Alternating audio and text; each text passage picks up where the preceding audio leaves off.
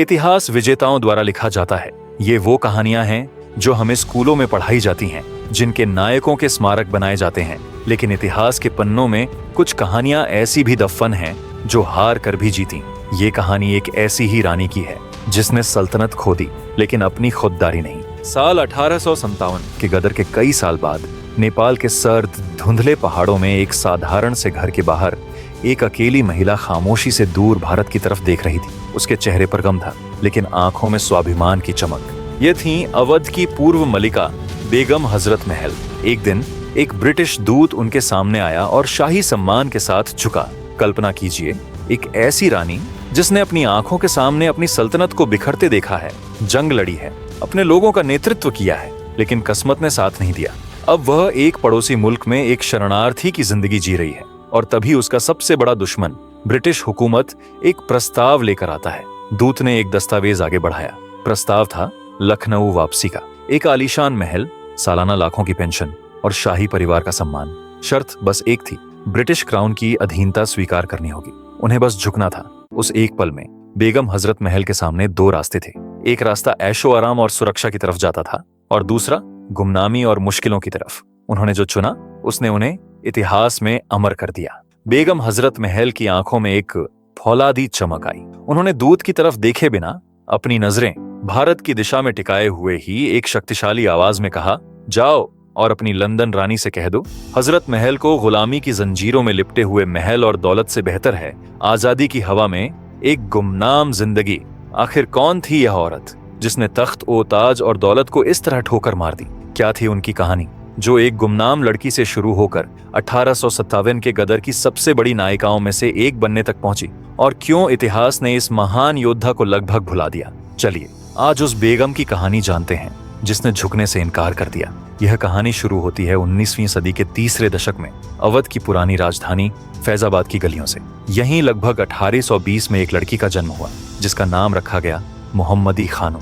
आज दुनिया उन्हें बेगम हजरत महल के नाम से जानती है, लेकिन उनके शुरुआती जीवन पर रहस्य का एक गहरा पर्दा है। इतिहासकार इस बात पर एकमत नहीं है कि वह कौन थीं और कहां से आई थीं। इस विषय पर दो अलग अलग धारणाएं मौजूद हैं। कुछ भारतीय और अवध के स्थानीय स्रोत बताते हैं कि मोहम्मदी खानम एक गरीब लेकिन सम्मानित सैयद परिवार से थीं, जिनके पिता का नाम गुलाम हुसैन था। सैयद पैगंबर मोहम्मद के वंशज माने जाते हैं और यह दावा इस बात से और मजबूत होता है कि जब नवाब वाजिद अली शाह ने उनसे निकाह किया तो उन्हें इफ्तिखार उन निसा का खिताब दिया, जिसका मतलब होता है सभी महिलाओं का गौरव। ऐसा खिताब आमतौर पर उच्च और पवित्र वंश की महिलाओं को ही दिया जाता था। लेकिन दूसरी तरफ ज्यादातर ब्रिटिश इतिहासकार और कुछ अन्य स्रोत एक अलग ही तस्वीर पेश करते हैं। उनके अनुसार मोहम्मदी खानम का जन्म एक बेहद गरीब परिवार में हुआ था। उनके पिता का नाम अंबर बताया जाता है, जो एक गुलाम थे। इन स्रोतों का दावा है कि उनके माता पिता ने गरीबी से तंग आकर उन्हें शाही एजेंटों के हाथों बेच दिया था। सच जो भी हो, यह रहस्य ही उनकी कहानी को और भी असाधारण बनाता है। उनकी महानता इस बात में नहीं है कि उनका जन्म किसी शाही खानदान में हुआ था, बल्कि इस बात में है कि उन्होंने अपनी हिम्मत, बुद्धिमत्ता और काबिलियत के दम पर अपना मुकाम खुद बनाया। उनका सफर महलों की चार दीवारी से शुरू नहीं हुआ, बल्कि जमीन से उठकर शुरू हुआ। यही वजह है कि जब उन्होंने सत्ता संभाली तो वह सिर्फ एक सिंहासन की रक्षा नहीं कर रही थी, वह उस सम्मान, उस पहचान और उस घर की रक्षा कर रही थी जिसे उन्होंने खुद अपनी मेहनत से हासिल किया था। उनका संघर्ष सिर्फ एक राज्य के लिए नहीं, बल्कि आत्मसम्मान और अपनी पहचान के लिए भी था। फैजाबाद की गलियों से निकलकर मोहम्मदी खानम लखनऊ के शाही हरम में पहुंची, जहां उन्हें एक ख्वासिन यानी सेविका के तौर पर शामिल किया गया। लेकिन यह हरम किसी आम हरम जैसा नहीं था। उस समय अवध के नवाब वाजिद अली शाह एक कला प्रेमी और संस्कृति के संरक्षक थे। उन्होंने परी खाना नाम का एक अनूठा संस्थान स्थापित किया था। यह परी खाना यानी परियों का घर सिर्फ मनोरंजन की जगह नहीं थी, यह कला और प्रतिभा का एक केंद्र था, जहां देश भर से चुनी गई खूबसूरत और प्रतिभाशाली लड़कियों को संगीत, नृत्य और शिष्टाचार में प्रशिक्षित किया जाता था। यहाँ की हवा में सियासत भी घुली थी और तहजीब भी। मोहम्मदी खानम की असाधारण सुंदरता, तेज दिमाग और कलात्मक कौशल ने जल्द ही सबका ध्यान अपनी ओर खींच लिया। वह एक साधारण सेविका से पदोन्नत होकर परी बन गई और उन्हें महक परी का खिताब मिला। यह परीखाना उनके लिए एक प्रशिक्षण के मैदान जैसा था। यहाँ उन्होंने न सिर्फ कला सीखी बल्कि दरबार के तौर तरीके, इंसानों को पढ़ने की कला और सत्ता के गलियारों में होने वाली खामोश राजनीति को भी समझा। यह वही अनुभव था जो आगे चलकर उन्हें एक कुशल रणनीतिकार और नेता बनाने वाला था। महक परी की काबिलियत, शरीयत और खूबसूरती ने आखिरकार अवध के नवाब वाजिद अली शाह का दिल जीत लिया। वह उनकी शाही रखैल बनी और बाद में उन्हें एक जूनियर पत्नी का दर्जा दिया गया। कुछ इतिहासकार इस निकाह को मुता विवाह बताते हैं, जो एक निश्चित समय के लिए किया जाने वाला अनुबंध विवाह होता है। उनके जीवन में सबसे बड़ा मोड़ तब आया जब उन्होंने एक बेटे को जन्म दिया। इस शहजादे का नाम रखा गया बिरजिस कद्र। एक वारिस को जन्म देने के साथ ही शाही दरबार में उनका कद आसमान छू गया। नवाब ने उन्हें हजरत महल का खिताब दिया, जिसका अर्थ है सम्मानित महिला।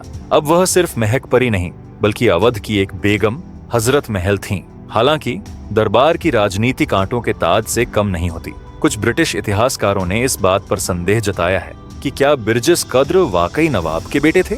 वे दावा करते हैं कि उनके असली पिता बेगम के एक करीबी सलाहकार मम्मू खान थे, जो उनके परी खाना के दिनों से ही उनके साथ थे। यह दावा कितना सच है यह कहना मुश्किल है।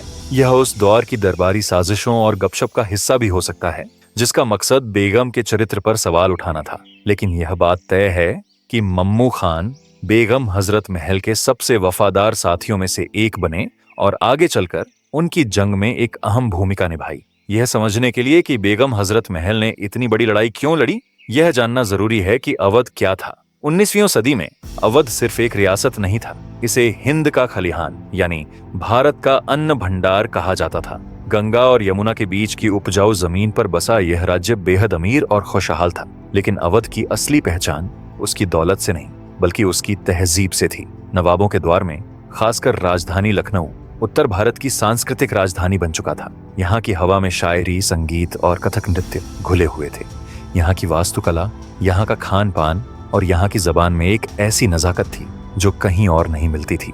ये गंगा जमुनी तहजीब का सबसे बड़ा केंद्र था, जहाँ हिंदू और मुसलमान सदियों से एक साथ रहते आए थे। यही वह दुनिया थी, यही वह विरासत थी जिसे बेगम हजरत महल ने दिल से अपनाया था और जिसे बचाने के लिए वह अपनी जान की बाजी लगाने वाली थी। लेकिन इस खुशहाल और जीवंत सल्तनत पर एक लंबे समय से ब्रिटिश ईस्ट इंडिया कंपनी की काली परछाई मंडरा रही थी। 1801 में हुई सहायक संधि, सब्सिडियरी अलायंस के बाद से ही अवध अपनी आजादी और ताकत धीरे धीरे खो रहा था। संधि के तहत अवध की सुरक्षा की जिम्मेदारी कंपनी ने ले ली थी, लेकिन इसकी कीमत बहुत भारी थी। नवाब को अपनी सेना भंग करनी पड़ी और ब्रिटिश फौज का खर्च भी उठाना पड़ा। लखनऊ में एक ब्रिटिश रेजिडेंट तैनात कर दिया गया, जो कहने को तो एक दूत था, पर असल में वही सल्तनत का असली शासक था। नवाब अब बस नाम के राजा रह गए थे। उस समय भारत का गवर्नर जनरल लॉर्ड डलहौजी था, जो ब्रिटिश साम्राज्य को बढ़ाने की अपनी भूख के लिए कुख्यात था। उसकी नजर अवध की दौलत और उसके विशाल बाजारों पर थी। ब्रिटिश प्रशासक अवध को एक पके हुए फल की तरह देखते थे। एक ब्रिटिश अधिकारी ने तो यहाँ तक कहा था कि अवध एक ऐसी चेरी है जो किसी दिन हमारे मुंह में खुद ब खुद आ गिरेगी। इससे साफ जाहिर होता है कि अवध का विलय कोई अचानक लिया गया फैसला नहीं, बल्कि एक सोची समझी साजिश का नतीजा था। इस साजिश को अंजाम देने के लिए अंग्रेजों को बस एक बहाने की जरूरत थी, और यह बहाना उन्हें मिला अवध के आखिरी नवाब वाजिद अली शाह के रूप में। अंग्रेजों ने उन्हें हमेशा एक अय्याश, विलासी और लापरवाह शासक के तौर पर दुनिया के सामने पेश किया। ये सच है कि नवाब वाजिद अली शाह कला प्रेमी थे। उन्हें संगीत, नृत्य और शायरी से इश्क था। लेकिन कहानी का एक दूसरा पहलू भी है जिसे अक्सर नजरअंदाज कर दिया जाता है। उन्होंने अपने छोटे से शासनकाल में न्याय व्यवस्था और राजस्व प्रणाली में कई सुधार करने की कोशिश की थी। उन्होंने आम लोगों की शिकायतें सुनने के लिए शिकायत पेटियां लगवाई थीं, जिनकी चाबी वह खुद अपने पास रखते थे। लेकिन अंग्रेजों को सुधारों से कोई मतलब नहीं था। ब्रिटिश रेजिडेंट ने लगातार नवाब के कुशासन और अव्यवस्था की झूठी और बढ़ा चढ़ाकर रिपोर्टें कलकत्ता भेजनी शुरू कर दी। यह विलय के लिए जमीन तैयार करने का एक तरीका था। आखिरकार 7 फरवरी 1855 को लॉर्ड डलहौजी ने वाजिद अली शाह को गद्दी से हटाने का हुक्म सुना दिया। 4 दिन बाद 11 फरवरी 1856 को अवध की सल्तनत को औपचारिक रूप से ब्रिटिश साम्राज्य में मिला लिया गया। नवाब वाजिद अली शाह को गिरफ्तार करके हमेशा के लिए कलकत्ता निर्वासित कर दिया गया। उन्होंने इसका विरोध नहीं किया, लेकिन उनकी एक बेगम ऐसी थी जिसने झुकने से इनकार कर दिया। बेगम हजरत महल ने अपने पति के साथ कलकत्ता जाने से साफ मना कर दिया और अपने बेटे बिरजिस कद्र के साथ लखनऊ में ही रुक गईं।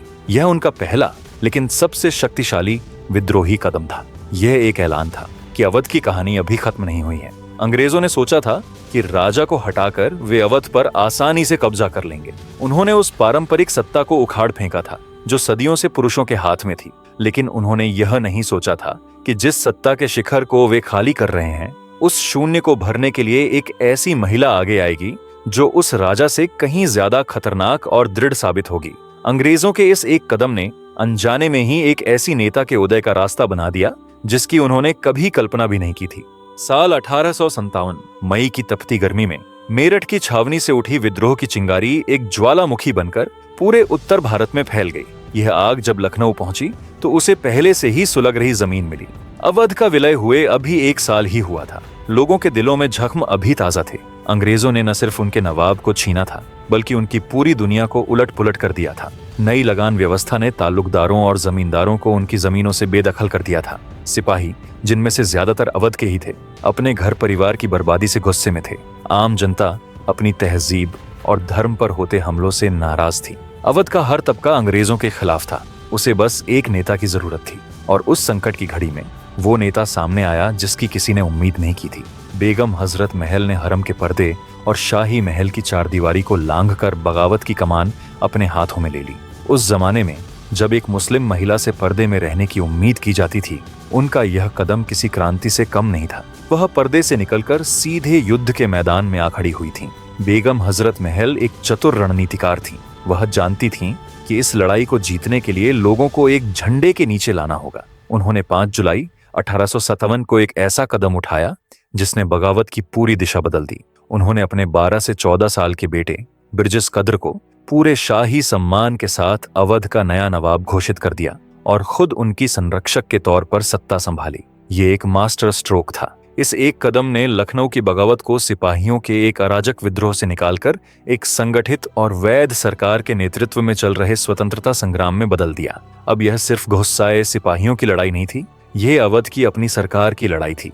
अपनी सत्ता को और वैधता देने के लिए बेगम ने दिल्ली में बैठे नाम मात्र के मुगल बादशाह बहादुर शाह जफर से भी बिरजिस कद्र के लिए मान्यता हासिल कर ली।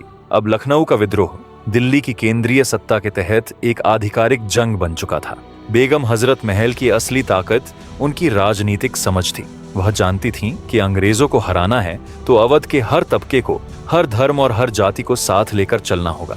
उन्होंने एक ऐसी युद्ध परिषद का गठन किया जो उस दौर में हिंदू मुस्लिम एकता की सबसे बड़ी मिसाल बनी। उन्होंने यह गठबंधन मजबूरी में नहीं, बल्कि एक सोची समझी रणनीति के तहत बनाया था। उन्होंने अंग्रेजों की फूट डालो और राज करो की नीति का जवाब एकजुट हो और लड़ो की नीति से दिया। उनकी सेना के सबसे बड़े कमांडर एक हिंदू राजा जयलाल सिंह थे। राजा जयलाल सिंह की नियुक्ति ने यह सुनिश्चित किया कि अवध के हजारों हिंदू सिपाही और ताकतवर राजपूत ताल्लुकदार बगावत के साथ खड़े रहें। उनके सबसे भरोसेमंद सलाहकार और प्रशासन के प्रमुख मम्मू खान और फैजाबाद के प्रभावशाली मौलवी अहमदुल्लाह शाह थे, जिन्होंने इस जंग को एक मजहबी और वैचारिक ताकत दी। लेकिन बेगम यहीं नहीं रुकी। उन्होंने समाज के उन तबकों को भी इस जंग में शामिल किया जिन्हें हमेशा हाशिए पर रखा गया था। उन्होंने महिलाओं को लड़ाई में शामिल होने के लिए प्रेरित किया और एक महिला बटालियन का गठन किया। इस बटालियन की कमान उन्होंने एक दलित वीरांगना ऊदा देवी के हाथों में सौंपी। एक बेगम द्वारा एक दलित महिला को कमांडर बनाना उस जमाने के सामाजिक बंधनों को तोड़ने वाला एक क्रांतिकारी कदम था। यह ऐलान था कि यह जंग सिर्फ नवाबों और राजाओं की नहीं, बल्कि अवध के हर आम इंसान की है। अपनी सेना को संगठित करने के बाद बेगम ने सीधा अंग्रेजों की सत्ता के केंद्र पर हमला बोला। 30 जून 1857 को लखनऊ के पास चिन्हट में एक भयंकर युद्ध हुआ। इस लड़ाई में बेगम की सेना ने ब्रिटिश फौज को करारी शिकस्त दी। यह एक बहुत बड़ी जीत थी। इस जीत के बाद लखनऊ शहर पर विद्रोहियों का कब्जा हो गया। अंग्रेज अधिकारी, सैनिक, उनके परिवार और कुछ वफादार भारतीय सब भागकर लखनऊ रेजिडेंसी में छिप गए। रेजिडेंसी एक विशाल परिसर था जिसे अंग्रेजों ने अपनी सुरक्षा के लिए किले जैसा बना लिया था। 1 जुलाई 1857 को बेगम हजरत महल की सेना ने रेजिडेंसी को चारों तरफ से घेर लिया। इतिहास का सबसे लंबा और सबसे भयानक घेराव शुरू हो चुका था। इस घेराबंदी के दौरान बेगम हजरत महल ने एक कुशल सैन्य कमांडर की भूमिका निभाई। उन्होंने कई रणनीतियों का इस्तेमाल किया। उनकी सेना ने रेजिडेंसी की दीवारों के नीचे सुरंगें खोदकर उन्हें बारूद से उड़ाने की कई कोशिशें की। रेजिडेंसी पर लगातार तोपखाने से गोले बरसाए जाते रहे, लेकिन बेगम सिर्फ महल में बैठकर हुक्म देने वाली रानी नहीं थी। वह खुद हाथी पर सवार होकर युद्ध के मैदान में जाती थीं, ताकि अपने सैनिकों का हौसला बढ़ा सकें। एक शासक के तौर पर उन्होंने शहर का प्रशासन भी संभाला। उन्होंने कीमतें नियंत्रित की, कालाबाजारी करने वालों को फांसी तक की सजा दी और यह सुनिश्चित किया कि लड़ने वाले सैनिकों के परिवारों को भूखा न रहना पड़े। रेजिडेंसी में फंसे अंग्रेजों को बचाने के लिए जनरल हैवलॉक और आउटरम की अगुवाई में ब्रिटिश सेना कानपुर से लखनऊ पहुंची, लेकिन बेगम की सेना ने इतना जबरदस्त प्रतिरोध किया कि ब्रिटिश सेना रेजिडेंसी को आजाद नहीं करा पाई। उल्टे वे खुद भी विद्रोहियों के घेरे में फंस गए। महीनों तक लखनऊ पर बेगम हजरत महल का राज रहा। बेगम हजरत महल सिर्फ तलवार से नहीं, कलम से भी लड़ रही थीं। उनकी राजनीतिक समझ और बौद्धिक तीक्ष्णता का सबसे बड़ा सबूत तब मिला जब 1 नवंबर 1858 को ब्रिटेन की महारानी विक्टोरिया ने अपना प्रसिद्ध घोषणा पत्र जारी किया। इस घोषणा पत्र में भारतीयों को कई तरह के आश्वासन दिए गए थे, जैसे कि उनके धर्म में हस्तक्षेप नहीं किया जाएगा और उनके साथ बराबरी का व्यवहार होगा। इस शाही घोषणा पत्र के जवाब में बेगम हजरत महल ने अपना खुद का एक जवाबी घोषणा पत्र जारी किया। यह दस्तावेज उनकी निडरता और बुद्धिमत्ता का एक शानदार उदाहरण है। इसमें उन्होंने अंग्रेजों के हर एक वादे का मजाक उड़ाया और उनकी दोहरी नीतियों का पर्दाफाश किया। उन्होंने लिखा, सड़कें बनाने के बहाने हिंदू और मुसलमानों के मंदिर और मस्जिदें तोड़ना, गलियों में पादरियों को ईसाई धर्म का प्रचार करने के लिए भेजना, अंग्रेजी स्कूल खोलना, क्या यही धर्म की स्वतंत्रता है? उन्होंने चर्बी वाले कारतूसों का मुद्दा उठाया और अंग्रेजों के न्याय के दावों को खोखला बताया। ये घोषणा पत्र दिखाता है कि वह सिर्फ एक योद्धा नहीं, बल्कि एक ऐसी नेता थीं जो अपने लोगों की भावनाओं और शिकायतों को समझती थीं और उन्हें दुनिया के सामने रखने का साहस रखती थीं। बेगम हजरत महल और उनके जांबाजों ने लगभग 10 महीने तक लखनऊ को आजाद रखा, लेकिन ब्रिटिश साम्राज्य अपनी पूरी ताकत के साथ पलटवार करने की तैयारी कर रहा था। मार्च 1858 अंग्रेजों के नए commander in chief sir Colin Campbell एक विशाल सेना लेकर लखनऊ पहुंचे। इस सेना में अंग्रेजों के साथ साथ नेपाल से आई गोरखा रेजिमेंट भी शामिल थी। बेगम की सेना ने बहादुरी से लड़ाई लड़ी, लेकिन अंग्रेजों की बेहतर तोपों और बड़ी संख्या के सामने वे ज्यादा देर तक टिक नहीं सके। एक एक करके शहर के हिस्से उनके हाथ से निकलते गए। जब हार निश्चित दिखने लगी तो बेगम के सलाहकारों ने उन्हें आत्मसमर्पण करने की सलाह दी, लेकिन उन्होंने इनकार कर दिया। 15 मार्च 1858 को जब अंग्रेज सेना कैसरबाग महल के दरवाजे तक पहुंच गई, बेगम हजरत महल अपने बेटे बिरजिस कद्र के साथ शहर से बच निकली। यह हार थी, लेकिन आत्मसमर्पण नहीं। यह एक संगठित वापसी थी ताकि जंग को जिंदा रखा जा सके। लखनऊ खोने के बाद भी बेगम ने हिम्मत नहीं हारी। उन्होंने अवध के ग्रामीण इलाकों को अपना नया ठिकाना बनाया।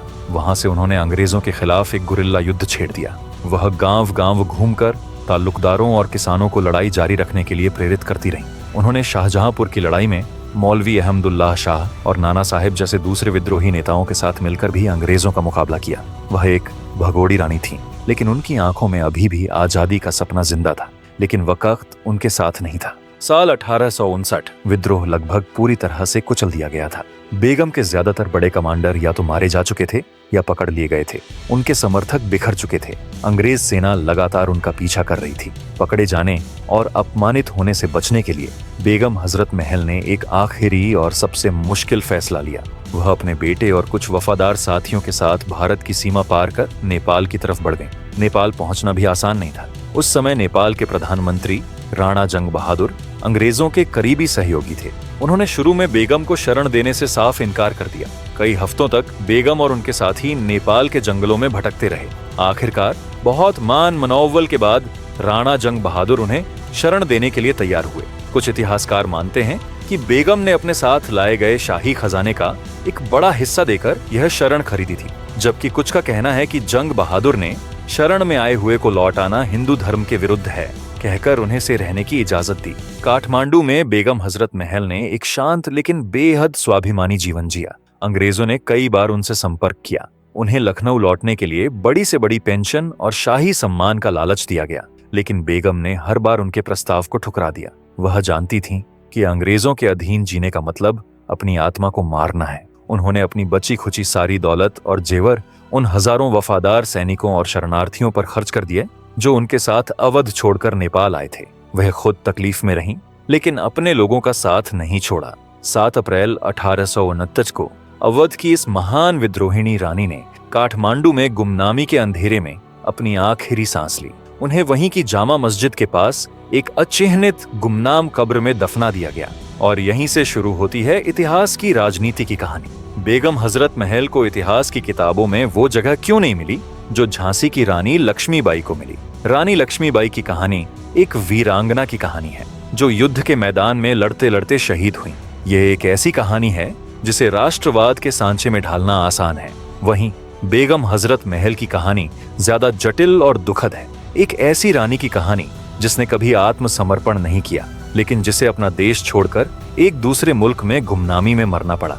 अंग्रेजों ने कभी नहीं चाहा कि एक ऐसी मुस्लिम महिला की कहानी लोगों को पता चले जिसने उन्हें 2 साल तक नाकों चने चबवा दिए थे। आजादी के बाद भारत के अपने इतिहासकारों ने भी शायद रानी लक्ष्मीबाई की कहानी को एक हिंदू रानी के तौर पर राष्ट्रीय पहचान के लिए ज्यादा उपयुक्त पाया। नतीजा यह हुआ कि बेगम हजरत महल को धीरे धीरे भुला दिया गया। दशकों तक उनकी कब्र गुमनाम पड़ी रही। आजादी के बाद उनके अपने पड़पोतों को भारत सरकार से लड़ना पड़ा ताकि उनकी दादी को उनका सही सम्मान मिल सके। यह कहानी हमें सिखाती है कि इतिहास सिर्फ वो नहीं है जो हुआ, बल्कि वो भी है जिसे सुनाया जाता है और जिसे एक राष्ट्र याद रखना चुनता है।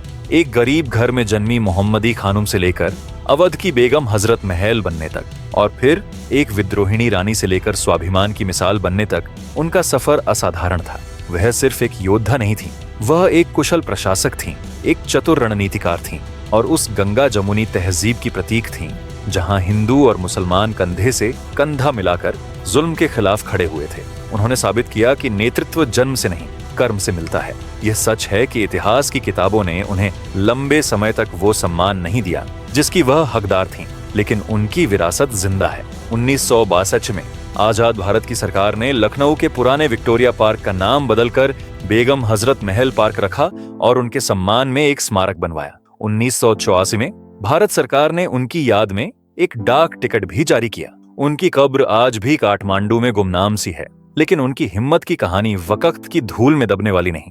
आज भी अवध की फिजाओं में उस बेगम की खुददारी की गूंज है जिसने तख्त व ताज ठुकरा दिया पर अपनी कौम का सर झुकने ना दिया। अगर आप लोग उदा देवी पासी के बारे में भी जानना चाहते हैं तो स्क्रीन पर देख रहे वीडियो को जरूर देखें। बाकी आप लोगों को वीडियो देखने के लिए बहुत बहुत धन्यवाद।